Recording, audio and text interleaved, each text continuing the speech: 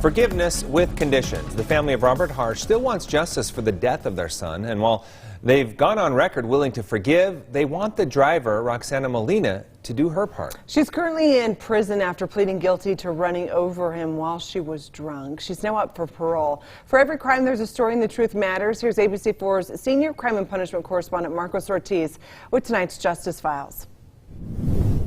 Roxana Molina remembers how the night began. It was a night of celebration, drinking, and unfortunately, driving. After that, her memory escapes her. And that night was all me.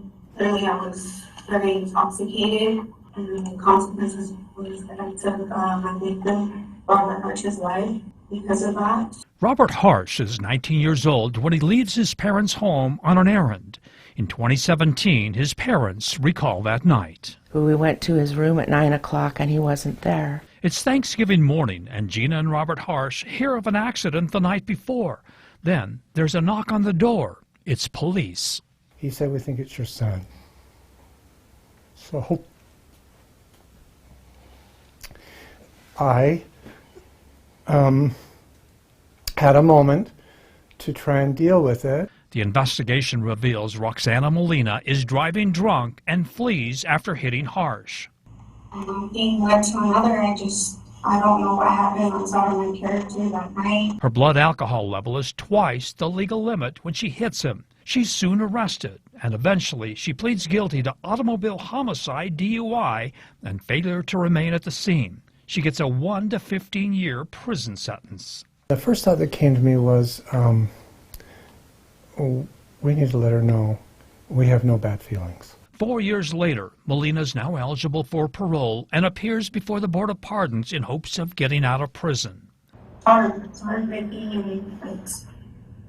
I never thought I would be in a situation like this. I put two families in the situation. Robert Harsh is no longer here because of my actions. But Harsh's father, who's also at the hearing, says their willingness to forgive is part of their faith.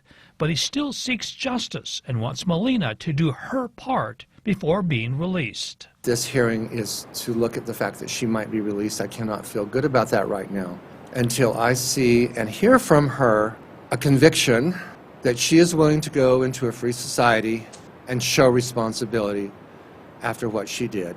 Her prison sentence is up to 15 years. Other family members say she should serve the entire sentence.